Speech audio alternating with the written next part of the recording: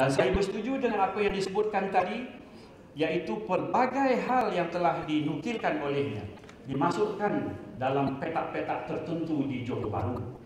Dalam buku ini, Puan Sri berkata, kotak yang besar itu beliau cari balik, helai demi helai, file demi file, gambar demi gambar, bawa ke Kuala Lumpur, dan selama setahun mencari apa yang harus ditulis.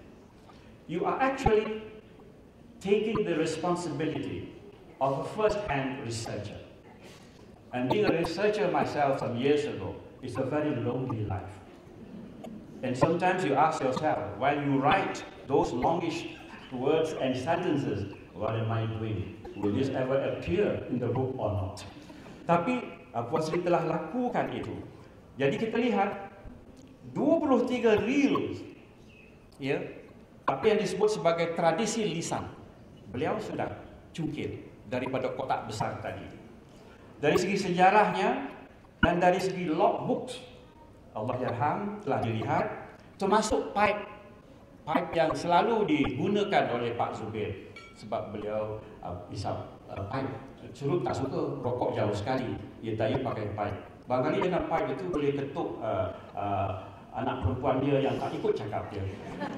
Tapi beliau tidak pernah berbuat sedemikian. Selain daripada itu, pengalaman beliau sebagai seorang pekerja di syarikat HMV, His Master's Voice, memberi pengalaman kepada beliau sebagai seorang yang sentiasa berdepan dengan muzik. Jadi dengan muzik beliau itulah barangkali beliau pun menulis surat demi surat. Surat kepada adinda ataupun kekanda Puan Sri ini ke Amerika pun banyak. Surat kepada pemimpin-pemimpin pun banyak. Tetapi kata Puan Sri, surat yang paling sedikit antara beliau dengan bapanya. Orang lain banyak surat, dia sikit saja.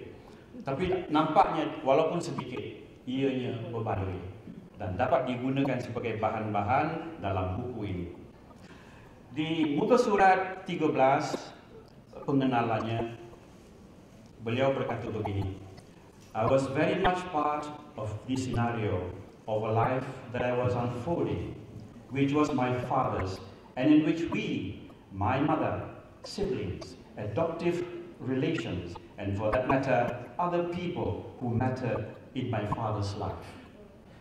Reflektif dan berasa bahawa beliau ada mengandungi perasaan yang seharusnya untuk digenerasikan masa hadapan. Beliau juga menyebut selepas itu of how a daughter finding finer attributes of a father who was gentle, generous, firm, decisiveness in the face of danger. Semua ini beliau ceritakan, dan dalam hal sedemikianlah kita harus berfikir, sekiranya semua ini dapat dicungkil oleh beliau, bagaimana akib kita? Akib Singapura, alhamdulillah, memberikan sumber-sumber kepada beliau. Akib di sini pun begitu.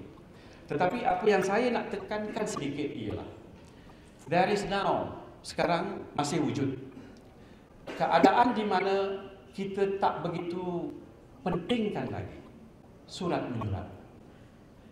Kita hanya ber-SMS lebih banyak. Kita hanya membuat email lebih banyak. Tapi cara surat menyurat dulu sudah hilang.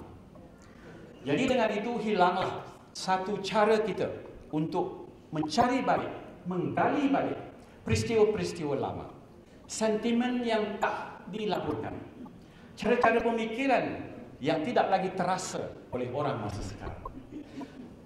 Jadi boleh tidak kita cadang mungkin antara Singapura dengan Malaysia, kita teruskan perkongsian akib ini agar pelbagai sumber untuk sejarah, pelbagai sumber untuk kita membuat penyelidikan boleh didapati balik.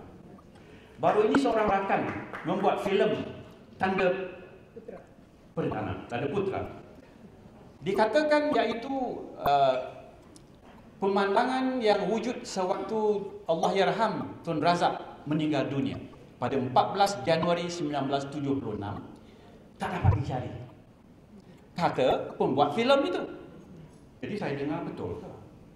Yang kedua, beliau kata, masa Tun Hussein On, masa tu Datuk Hussein On, Pak Lahir, beliau mengumumkan meninggalnya Tun Abdul Razak. Beliau sebab, tapi tak adalah menangis mendayu-dayu. Dalam filem tu menangis mendayu-dayu. Jadi saya tanya beliau, saya ada masa itu melihat bagaimana pula didramatize sehingga beliau tu menangis beria-ria sehingga ambil sapu tangan dan sapu muka. Beliau kata, tak ada lagi filem, tak ada lagi stok, tak ada lagi arsip. Saya berlari balik ke RTM, kementerian saya. Saya tanya, ada tidak filem stok tentang Datuk Hussein On mengumumkan kematian Allahyarham Tun Razak? Cari punya cari, ada. Jadi saya beritahu balik tukang buat filem ni. Saya kata, ada filemnya. Anda kata tak ada. Maksud saya membawa hal ini ialah pentingnya sumber asal disimpan baik-baik. Jadi dengan itu, ucapan Pak Lah misalnya, Tun Abdullah, yang kita simpan sekarang harus dijaga. Ucapan Tun Dr. Mahathir ataupun peristiwa-peristiwa penting harus dijaga.